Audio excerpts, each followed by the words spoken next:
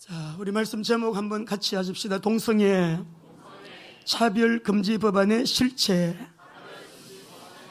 예, 우리 지난주 재발 목사님 오셔서 너무 귀한 메시지 주셨습니다. 우리 주보에 보시면은 오전에는 사람의 미혹, 오후에는 불법 아노미에 대해서 말씀하시는데, 여러분 이 말씀을 통해서 또 새로운 우리 눈이 열리고 분별력이 생긴 줄로 믿습니다. 많은 도움이 되신 줄로 믿고요, 또 역사적인 증거를 통해 가지고 아주 우리가 이해가 잘 되도록 그렇게 말씀을 주셨습니다. 오늘은 그 말씀에 이어서 아무래도 좀 보충 설명이 있어야 되겠다라는 마음이 있어서 우리 말씀을 통해서 우리 나눌 때 하나님의 말씀이 우리 모두에게 해답이 되시고요, 또 하나님의 말씀 속에 우리가 다른 문제도 해결되어지는 응답의 치유의 여러분 은혜의 시간 되시기를 바랍니다. 여러분, 우리가 동성애가 왜 안 될까요? 지금 어린이 학생들 교과서에도 초등학교도 고등학교에도 교과서를 이렇게 보게 되면 굉장히 동성애가 아름답게 미화가 되어 있습니다. 그리고 어느덧 이게 몇 년 전부터 동성애 하면서요, 우리 삶의 너무 가까이에 그냥 이것이 너무 자연스럽게 이게 뭐 문제가 되나 그러네, 동성애도 뭐 인권적인 차원에서 괜찮은 아름다운 사랑일 수가 있겠네, 이렇게 이해하는 사람들이 늘어나고 있는 위험이 우리 가운데 있어요. 그래서 우리가 하나님의 말씀으로 오늘 굉장히 중요한 메시지니까 또 차별금지 법안이 왜 통과되면 안 되느냐, 그 실체에 대해서 우리가 말씀 속에서 해답을 얻는 복된 시간 되시기를 바랍니다. 예, 동성애는 아까 우리 장로님이 기도하셨어요. 하나님의 창조 질서에 어긋나는 죄입니다. 자, 우리 조금 전에 말씀 읽으셨잖아요. 창세기 1장 27절 읽어보겠습니다. 말씀 같이 읽겠습니다. 시작. 하나님이 자기 형상 곧 하나님의 형상대로 사람을 창조하시되 남자와 여자를 창조하셨다. 여러분, 하나님이 사람을 창조할 때 남자와 여자를 창조하신 거 믿으시죠? 다른 성 있습니까? 없습니까? 그 요즘은 이 차별금지 법안을 통해 가지고 제3의 성을 법적으로 만들겠다는 거예요. 성적 지향, 젠더, 우리가 그 정체성이라고 그러는데 남자 여자 성별 정체성의 다양함을 법으로 만들겠다는 거예요. 그러니까 다른 성이 있다는 것을 법으로 만들겠다고 하는 너무나 위험. 우리나라가 뭐 위험하냐, 이 정도면 뭐 다 잘 되고 있는 것이 라고 하는 사람들이 있을지 모르겠지만, 균형 잡힌 건강한 사고를 가진 사람들은 대한민국이 위기로구나라는 것을 스스로 분별이 되고 확인이 되고 신문이나 언론이나 상황 현상들을 보면서 여러분 모두가 다 그렇게 느끼시고 알게 될 것입니다. 그러면 이 동성애는 무엇이 문제냐? 자, 로마서 1장 18절 말씀을 읽어보겠습니다. 같이 시작. 하나님의 진노가 불의로 진리를 막는 사람들의 모든 경건하지 않음과 불의에 대하여 하늘로부터 나타나나니, 이 동성애를 하는 사람들은 불의로 진리를 막는 사람이라고 말씀하셔요. 왜 불의로 진리를 막느냐? 하나님을 싫어하고 하나님을 대적하고 하나님을 거부하는 자들이기 때문에 그렇다고 하시고요. 22절 23절을 읽어보겠습니다. 시작. 스스로 지혜 있다 하나 어리석게 되어 썩어지지 아니하는 하나님의 영광을 썩어질 사람과 새와 짐승과 기어다니는 동물 모양의 우상으로 바꿔, 동성애는 우상 숭배와 똑같은 거라고 하나님이 가장 미워하는 것이라고 말씀하십니다. 그래서 하나님의 분노를 피할 수 없는 자들이래요. 하나님의 진노를 피할 수 없는 자들이 동성애자들이래요. 그러면 왜 하나님이 이토록 싫어하시는가? 이 동성애는 더러움에 빠지는 우상 숭배, 아주 불결함에 빠지는 우상숭배 때문에 그렇다라고 말씀하시는데, 로마서 1장 24절 25절 이런 큰 소리를 읽었어요. 이런 사단이 떠나가야 됩니다. 시작. 그러므로 하나님께서 그들의 마음 정욕대로 더러움에 내버려 두사 그들의 몸을 서로 욕되게 하셨으니, 이는 그들이 하나님의 진리를 거짓 것으로 바꾸어 피조물을 조물주보다 더 경배하고 섬김이라. 주는 곧 영원히 찬송받을 이시로다. 그러니까 이 동성애는 자기 마음의 정욕대로 하나님이 어디에 내버려 뒀어요? 더러움에 내버려 두었다.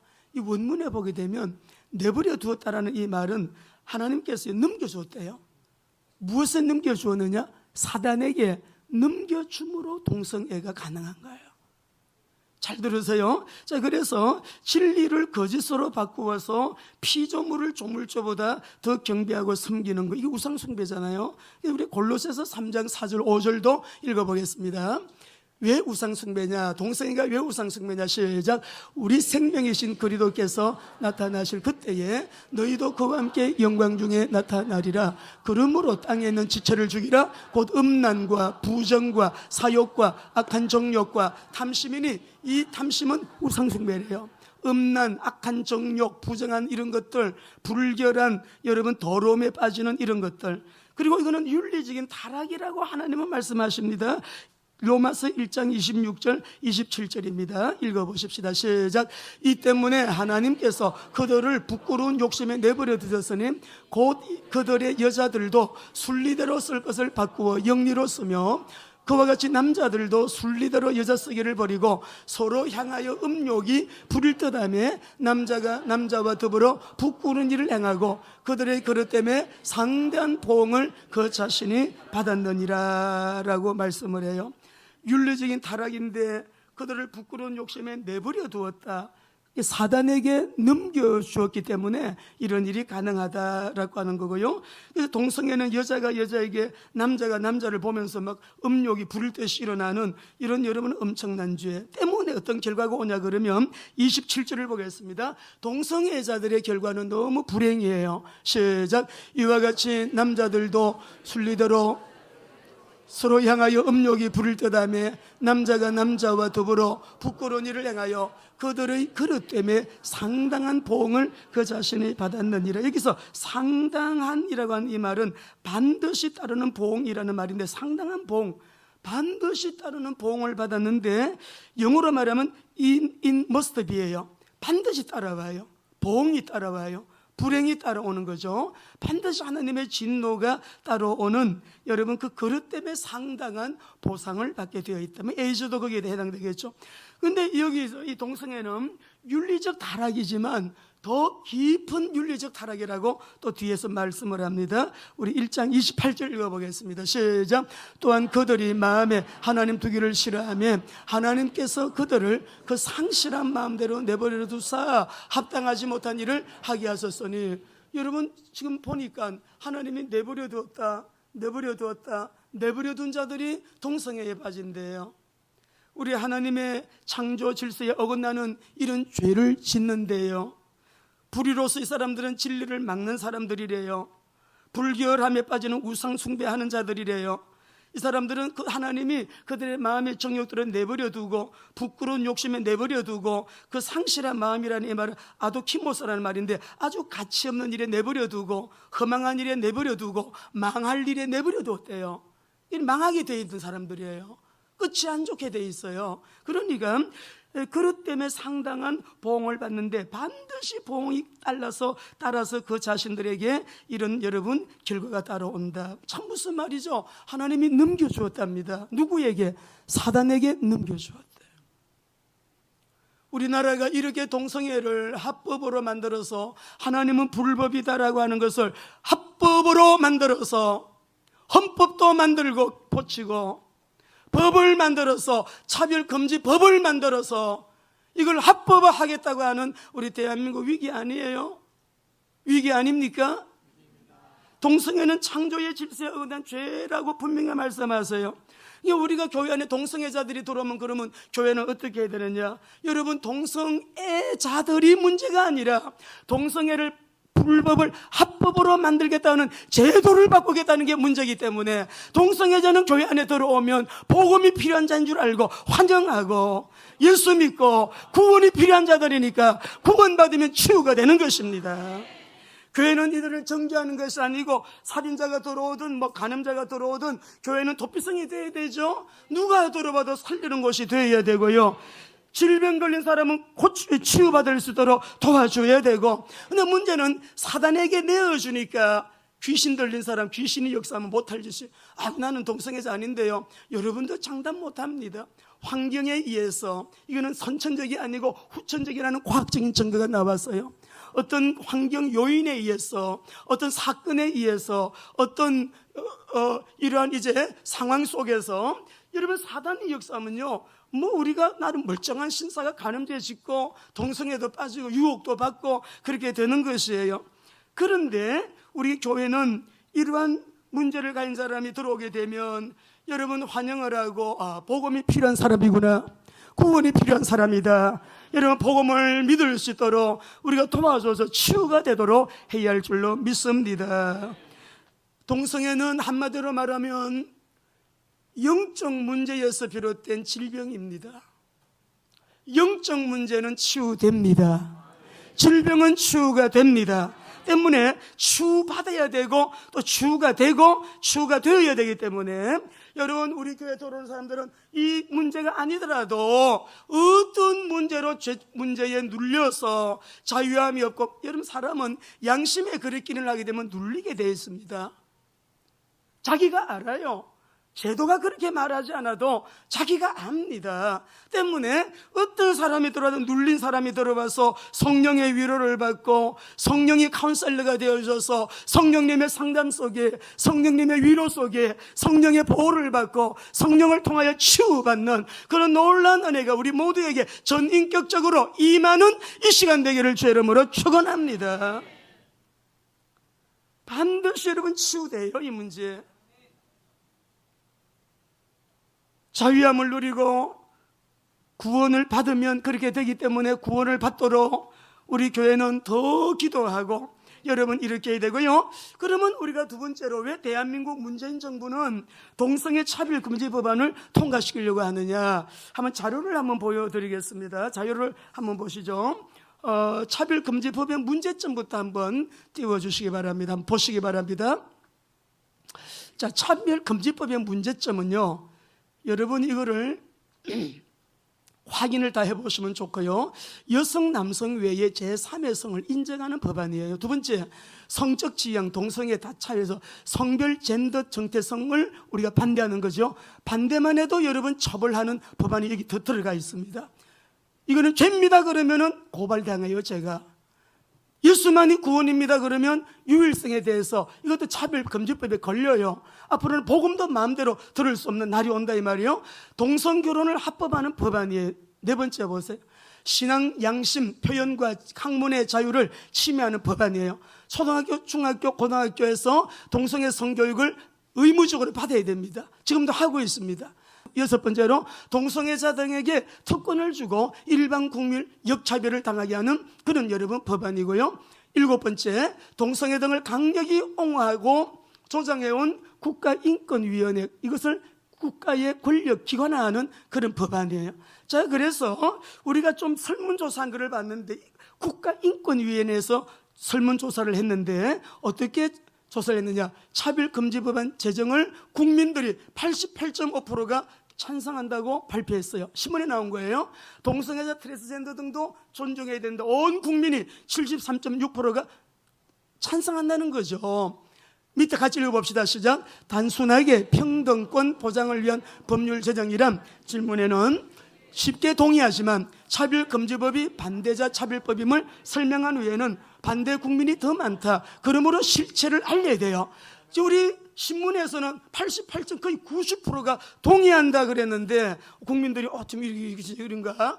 모두가 다 속아 넘어가.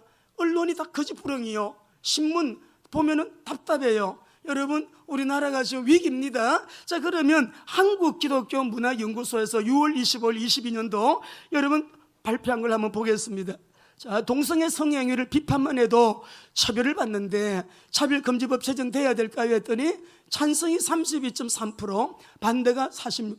그런데 여기에서 동성 간의 성행위 괜찮아요 물어보니까 찬성이 그래도 괜찮아요 26.3%, 안 돼요가 52.2%. 국가 발표가 거짓말이에요. 진짜 아니에요.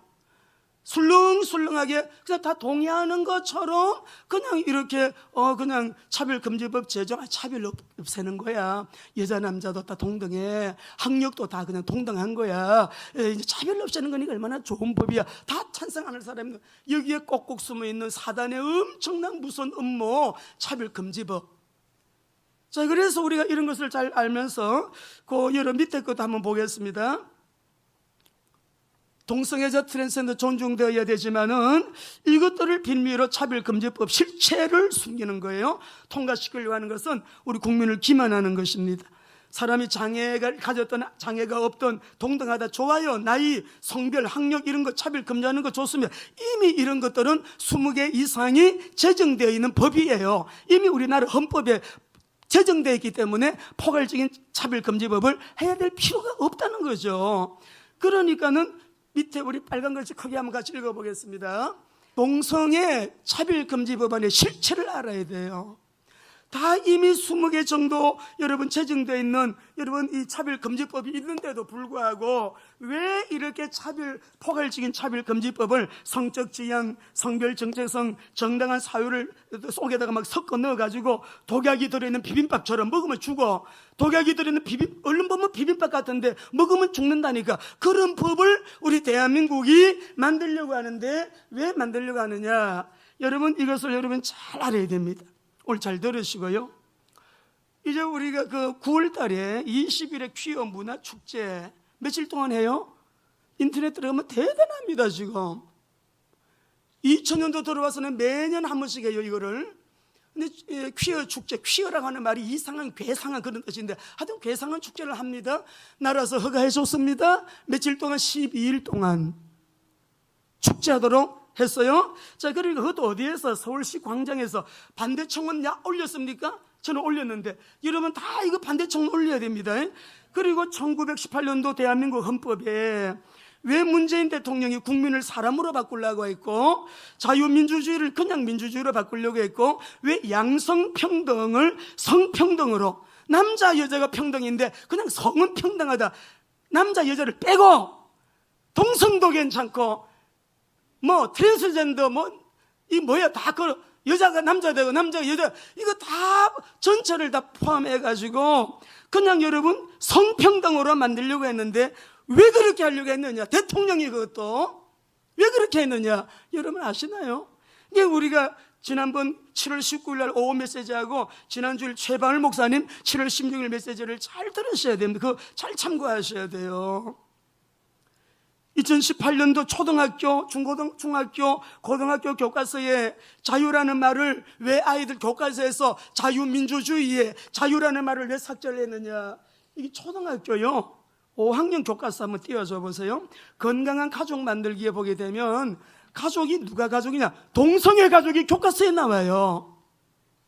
아이들 교과서에 나온다니까요. 1학년 초등학교 5학년 교과서입니다. 고등학교 교과서에서는 얼마나 여러분 동성애를 도덕생활과 윤리교과서에서 91쪽 93쪽에서요 인권이라는 이름으로 성적 소수자에 대한 동성애 옹호하는 일변도에 교과서에 다 기록되어 있는 거예요. 이 자료가 분명합니다. 여러분 자료가. 우리 아이들이 이런 교육 받으니까 자기도 모르게 스며드는 거예요. 이슬에 어쩌듯이 스며드는 거죠.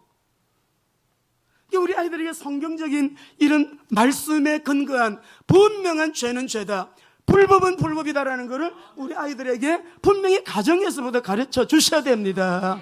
지금은 유대인들처럼요 가정에서부터 바르게 가르쳐 주셔야 돼요.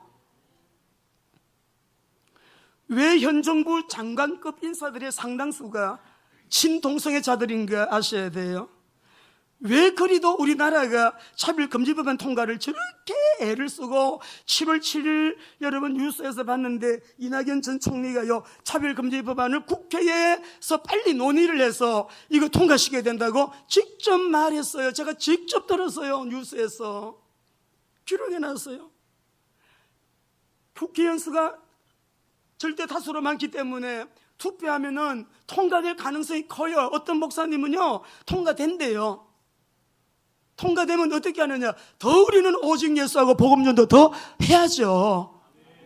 더 해야지. 그러나 우리 믿는 저와 여러분은 이런 현상들을 보면서 왜 그렇게도 차별금지 법안을 통과시키려고 애를 쓰느냐?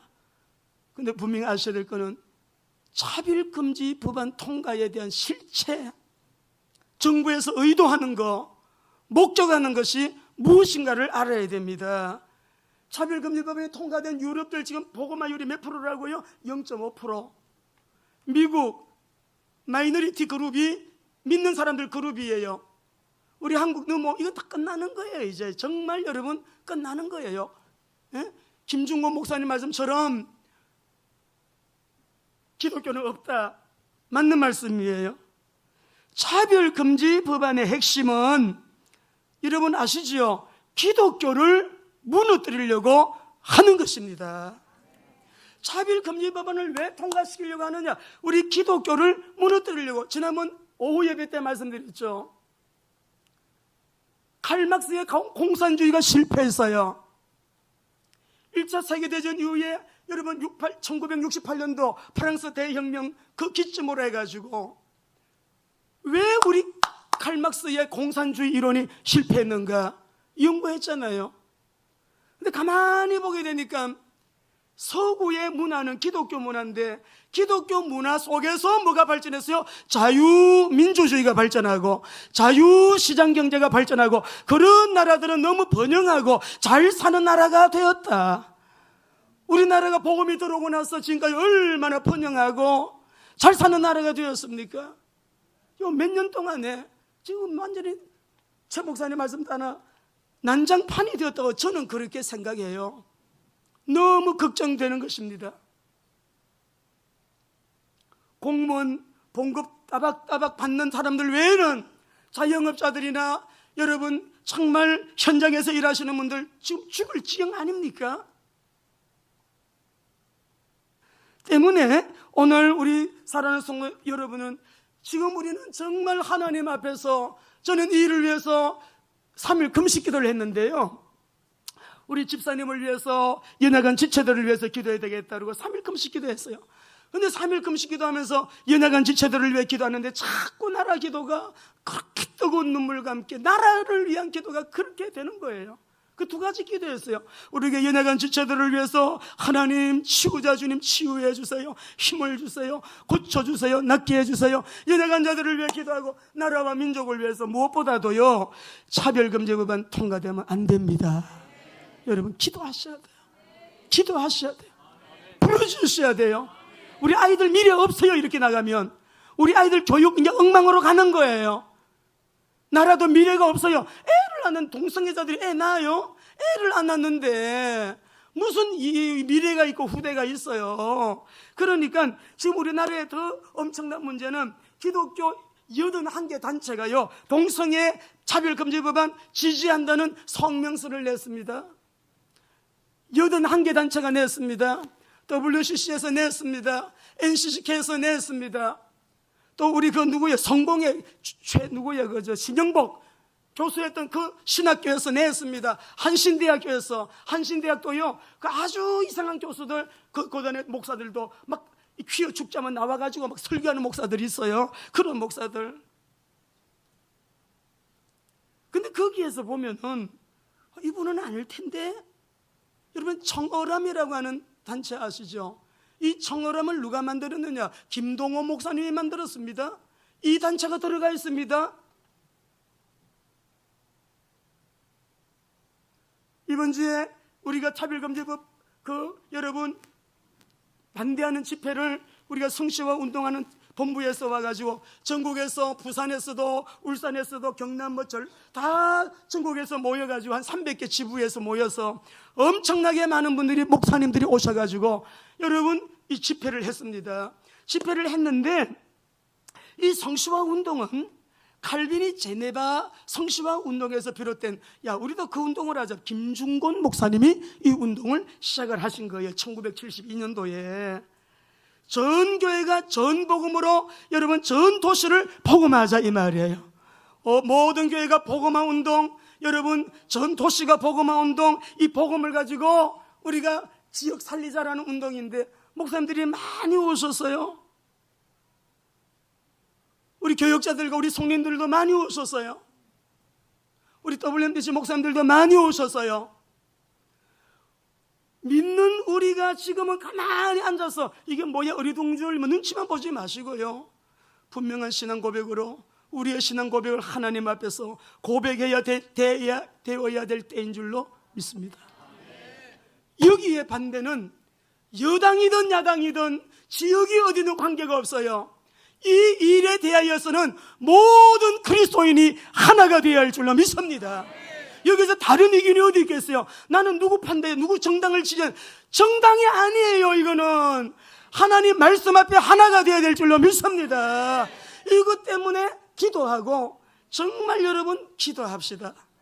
새벽 기도에도 기도하고, 따로 나와서도 기도하고, 때를 얻든 못 얻든 기도하고. 하나님 아버지, 우리나라가 사회주의화가 다 되어버렸는데, 사회주의는 내 개인 재산이 통제받는 건 사회주의예요.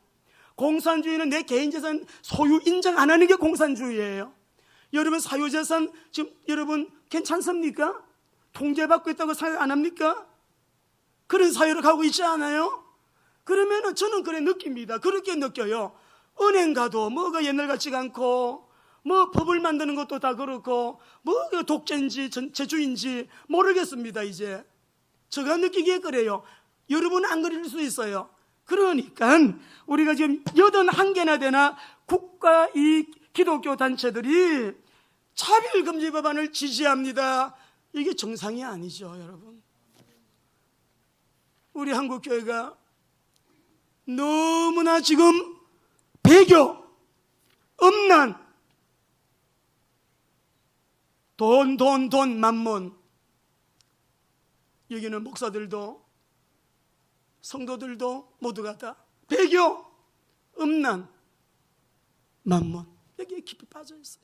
자, 때문에 우리가 하나님 앞에서 기도하게 될 때, 하나님 지금 우리는 이러한 국가의 위기 앞에서 그냥 여러분 시대의 흐름을 따라서 그냥 흘러가는 이 감각이 없는, 의식도 없는, 정말로 그야말로 허망한 그런 존재로 여러분이 나가시면 안 되고요.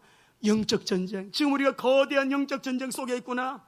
그래서 오늘 하나님 말씀인 너는 내게 부르짖어라. 내가 너에게 응답하겠고 네가 알지 못하는 크고 비밀한 일을 내가 너희에게 보이리라. 그러니까 부르짖어라 이 말이에요. 부르짖어라 이 말이에요. 지금 이 예레미야는 참 외로운 사람입니다. 가족들에게 버림받았어요. 선지자들 같은 동료들에게도 버림받았어요. 예레미야가 메시지를 하게 되면 다 갈등이 생겨요. 하나님은 외쳐라 그래서 외치는데 백성들도 예레미야, 백성들도 예레미야 메시지를 안 좋아해요. 하나님은 거기다가 결혼도 못하게 해. 아내를 두지 말라고 해요. 자식을 낳지 못하게 해요. 너무 외로워요. 그것도 BC 627년에서 586 20대 시드기야 왕이 바벨론으로 완전히 끌려가서 나라가 완전히 망할 때까지 40년이 넘도록 외치는 사람이에요. 그 메시지를 받아가지고 외치는 거예요. 그 메시지를 받는 사람은 아무도 없어요.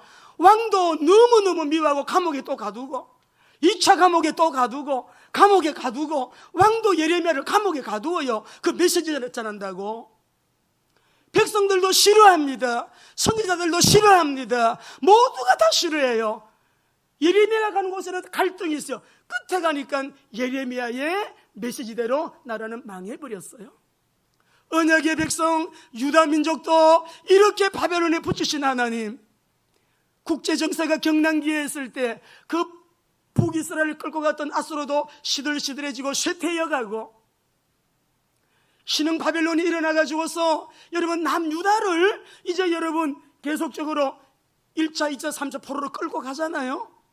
근데 이 정신이 없는 이 왕이 요야긴 이 시드기야 유다 이 왕들이 정신이 없으니까요 자꾸 애굽하고 친하네. 친애굽 정책을 펴네. 하나님은 예레미야에게 아니다, 이 백성이 불순종하고 무상숭배하고 이들이 내 말을 안 듣는 게 습관이라, 불순종하는 것이 습관이라, 그러니 이들을 내가 바벨론에 붙일 텐데 바벨론에게 빨리 항복하게 해라, 바벨론에 항복하게 해라 말씀해도 안 들어요. 친애굽 정책 펴다가 바벨론 왕이 화나니까 그만 눈 다 빼고 발목 자꾸 채우고 스스로 해가지고 자기 보는 앞에서 자식들 다 죽여버리고 그냥 2000년에 되는 바벨론으로 시대의 가방을 끌고 갑니다. 포로 다 끌려갔어요. 1차에서 3차에 걸려 다 끌려갔어요. 시간 지나고 나니까 예레미야 말대로 다 이루어졌어요. 그 말을 듣는 사람이 하나도 없더라. 없었어요. 나라는 망했어요. 우리나라는 공산화되면 안 됩니다. 김일성이가 그토록 꿈꾸던 여러분 연방제, 고려 연방제 통일은 있으면 안 돼요. 여러분 다 죽어요. 여러분 교회 다녔다 예수 집에 성경책만 있으면 끌려간다니까 수용소 가야 돼요. 역사를 몰라도 너무 역사를 모르는 우리 젊은이들 앞으로 여러분 잘 교회에서 아니 강계상에서 목사가 복음 전하고 십자가의 복음 얼마나 좋아. 부활의 복음 성령의 은혜 얼마나 좋아. 전도합시다 선교합시다 이 복음 전해야 되는데 우리나라가 지금 이러한 비운의 상태이기 때문에 오늘도 이런 메시지를 전가해야 되는 주의 종은 마음속으로 비운을 느끼는 거예요. 복음을 전해야 되죠. 일주일 내내 힘들게 일하고 온 성도들이 말씀을 통하여 힘을 얻고 내가 살아나야 되고 근데 우리나라의 상황이 지금 그런 게 아니라 예레미야처럼 외치야 하나님이 그의 마음을 화덕처럼 뜨겁게 하셔가지고 말 안 하려고 그래도 내 마음이 막 불타는 것 같고 막 뜨거워가지고 말 안 할 수가 없어. 말 안 할 수가 없어요. 너는 말하라고 하니까 말하라고 하니까 다 선지자들이 말 안 해요. 입 딱 다물고 비유만 맞추고 진실을 얘기하지 않아요. 오늘 우리는 거대한 이런 영적 전쟁 가운데서 우리 교회가 해야 될 게 있습니다. 너는 내게 부르짖어라. 이런 암울하고 국가가 망하기 직전에 와 있는 이 시점에 그래서 하나님은 끝까지 우리 장로님 아까 기도하신 것처럼 우리에게 회개할 기회를 주시고 부르짖을 수 있는 기회를 주시고 하나님 아버지 우리를 불쌍히 여겨주세요라고 기도할 수 있는 기회를 또 주시고 오늘 또 이 메시지를 하게 하시는 것은 너희가 부르짖어라 내가 크고 비밀한 일을 너에게 보이리라 하시는 거죠. 에베소서 6장 12절 13절 말씀 보겠습니다. 같이 읽겠습니다. 시작. 우리의 씨름은 혈과 육을 상대하는 것이 아니요 통치자들과 권세들과 이 세상 주관자들과 하늘에 있는 악의 영들을 여러분이 기도할 때 기도하셔요. 통치자들과 세상의 권세와 이 세상의 주관자들 배후에 역사하고 있는 핸들링하고 있는 요 사단의 차별금지 법안을 그 이외에도 악법들을 만들려고 하는 이 저주받은 대한민국은 자유민주주의 대한민국이지 자유를 빼면 우리는 안 됩니다. 정체성을 분명하게 해야 되죠. 열심히 일하는 사람은 돈 많이 벌어요. 게으른 사람은 가난하게 사는 게 성경이에요. 자유시장 경제 이 모든 걸 깡그리 지금 공산주의들은 무시해요. 그러니까 우리가 오늘 이 말씀 속에서 하나님 그렇습니다. 우리 경기도만 하더라도 경기도 도지사 배후의 역사는 아니면 또 결정권자들 배후의 역사는 이 정사를 잡은 그 통치자들 권세자들 배후의 역사는 어둠들 떠나가게 해달라고 여러분이 기도해야 됩니다. 기도해야 됩니다. 우리나라잖아요. 우리 교회잖아요. 해야 됩니다. 그러면 기도하게 되면 우리 하나님께서 스가랴 4장 6절 읽어보겠습니다. 우리 하나님께는 방법이 엄청 많아요. 읽습니다. 만군의 여호와께서 말씀하시되 이는 힘으로 되지 아니하며 능력으로 되지 아니하고 오직 나의 영으로. 아무리 큰 공사라도 아무리 큰 역사라도 하나님이 하시면 되는 것이죠. 네가 알지 못하는 크고 비밀한 일을 내가 너에게 보이리라 라고 말씀을 하시는데 여러분 지금 코로나 때문에 모든 것이 우리가 참 경험해 보지 못한 그런 일들을 많이 겪고 있습니다. 특별히 여러분의 경제 생활의 현장, 직장, 산업들, 기업들 우리 경제를 여러분 이제 소득을 올리는 그런 현장들이요. 여러분 꼭 하나님 말씀 믿으십시오. 코로나 때 더 여러분의 수입이 재정의 그릇이 더 넘치는 은혜가 있도록 기도하십시오. 왜냐 그러면 하나님은 네가 알지 못하는 크고 비밀한 일 그랬잖아요. 그래서 크고 비밀한 일이라고 하는 것은 은밀한 일이라고 하는 것은 여러분이 계산기로 두들겨서 계산기에 의해서 계산이 되는 것은 의식주 문제 해결밖에 못합니다.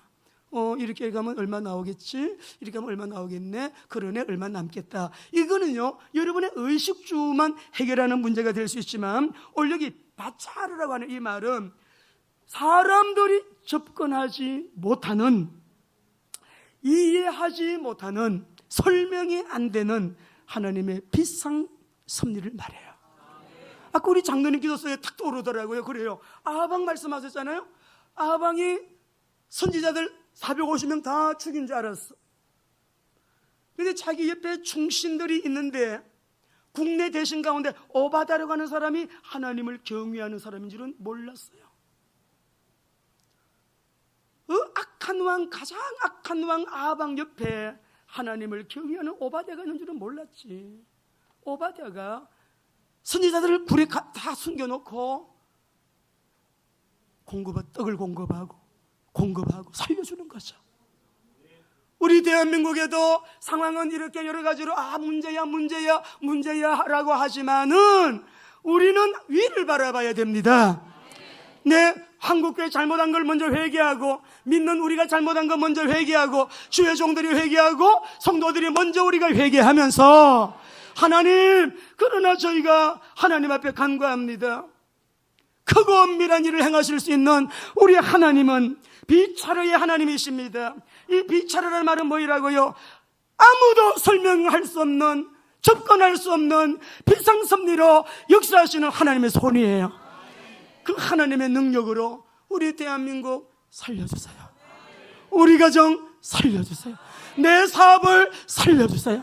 우리 가정 살려주세요 하시면, 하나님은 분명히 크고 은밀한 일을 지금도 만행하신 아버지께서 앞으로도 그렇게 우리를 통하여 나타내시고, 응답은 아버지의 시간표에 있기 때문에 하나님 아버지의 그 비상섭리를 믿음으로 내다보면서 승리하는 저와 여러분 되시기를 바랍니다. 6절 7절 말씀 읽겠습니다. 33장 6절 7절 시작.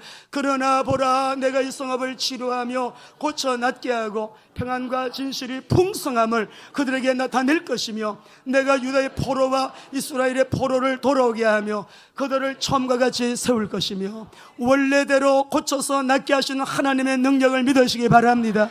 원래대로 우리의 정체성 반듯하고 자유롭게 전도하고 자유롭게 선교하고 자유롭게 예수 믿고 우리가 자유롭게 시장 경제 활성화시켜 나갈 수 있는, 요한복음 8장 44절, 공산주의자들의 특징은 거짓말입니다. 칼막스, 레닌, 스탈린 다 마찬가지. 애들이 학교에서요, 유교를 갖다가 북침이 아니고요, 뭐예요? 남쪽에서 침략했대요. 북침. 그렇게 아이들이 배우고 있어요. 유교가 남침인지 북침인지도 몰라요. 여러분, 유교가 남침이에요, 북침이에요? 유교가 북침이에요, 남침이에요? 김일성이가 계획했고요, 스탈린이 승인해줬고요, 중국이요, 여러분 개입한 사건이 6.25 전쟁이에요. 역사 속에. 그런 거 알아야죠. 한번 읽어보겠습니다. 거짓말을 가리키니까 시작. 너희는 너희 아비 마귀에게서 났으니 너희 아비의 욕심을 너희도 행하고자 하는, 그는 처음부터 살인한 자요, 진리가 그 속에 없으므로 진리에 서지 못하고 거짓을 말할 때마다 제 것으로 하나니, 이는 그가 거짓말쟁이요 공산주의자들의 여러분 그 전략 중에 하나가 거짓말을 반복해라. 그리하면 거짓말이 진리가 된다. 거짓말을 반복하고 또 반복하면 사실인가 진짜인가 하고 알아듣는다. 그 전략. 왜 그럴까?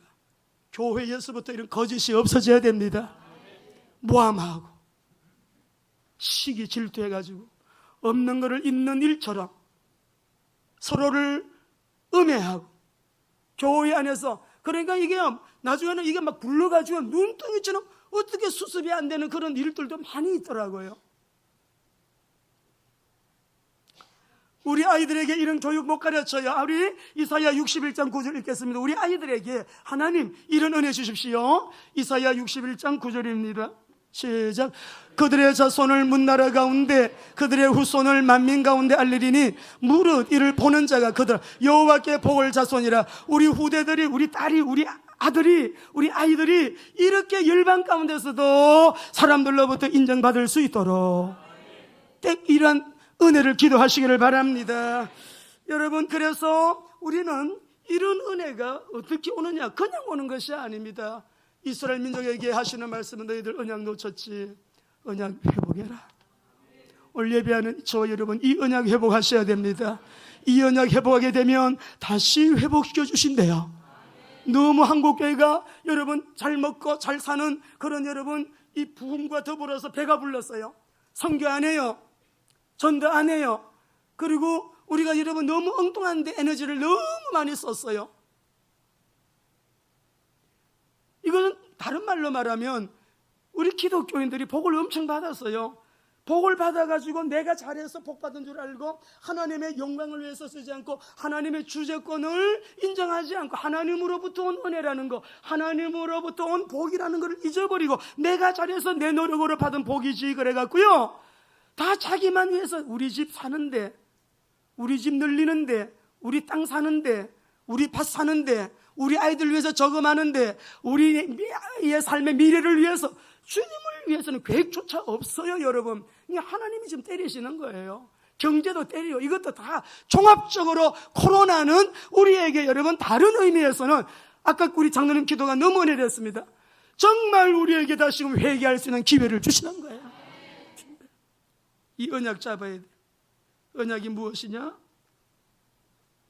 예레미야 33장 9절 말씀 읽고 한 절 더 읽고 마치겠습니다. 시작. 이 성읍이 세계 열방 앞에서 나의 기쁜 이름이 될 것이며 찬송과 영광이 될 것이요, 그들은 내가 이 백성에 베푼 모든 복을 들을 것이요, 내가 이 성읍에 베푼 모든 복과 모든 평안으로 말미암아. 여러분, 우리 가정이, 우리 집안이, 우리 교회가, 우리 나라가 이렇게 되면 좋겠죠? 좋겠어요? 이런 은혜를 누가 주십니까? 누가 주셔요? 살아 역사하지 하나님께 한번 영광의 박수 올립시다. 그런데 이 은혜를 누리기를 원하면 이 언약을 잡으셔야 됩니다. 15절 16절 33장 15절 16절 읽겠습니다. 시작. 그날 그때에 내가 다윗에게 싼 공의로운 가지가 나게 하리니 그가 이 땅에 정의와 공의를 실행할 것이라. 그날에 유다가 구원을 받겠고 예루살렘이 안전히 살 것이며 이 성은 여호와 우리의 의라 이름을 얻으리라. 할렐루야. 그날에 이 말이 뭐냐? 잃어버린 그리스도의 언약 회복하는 날, 놓쳐버린 그리스도의 언약을 회복하는 날, 잃어버린 그리스도를 회복하는 날, 예수는 그리스도 언약을 굳게 붙잡는 날. 이걸 늘 붙잡고 있는 사람에게는 코로나가 오든지 뭐가 오든지 가든지 말든지 은혜는 계속 오는 것이요. 우리가 하나님 앞에 기도합니다. 회복과 치유와 응답을 미리 내다보면서 우리 하나님께 믿음으로 선포하면서 나가는 게 기도잖아요. 너는 내게 부르짖어라. 여러분, 무릎을 꿇으십시다. 하나님 도와달라고 은혜 주시라고, 강한 자와 약한 자 사이에서 우리를 도울 자는 하나님밖에 없습니다 하시고, 우리 대한민국과 한국교회 포괄적인 차별금지 법안 방지를 위해서 하나님의 창조 질서를 따라서 세계 선교의 문을 활짝 열어나가도록 우리 모두 함께 언약 잡고 기도하기 위하여 일어나게 되시기를 바랍니다. 마지막에 이거 한번 같이 한번 크게 외치면 좋겠습니다. 교회가 희망이고 말씀과 기도가 생명입니다. 3번 합시다. 시작. 교회가 희망이고 말씀과 기도가 생명입니다. 교회가 희망이고 말씀과 기도가 생명입니다. 교회가 희망이고 말씀과 기도가 생명입니다. 우리에게 은혜 주실 하나님께 다시 한번 박수 기도하겠습니다.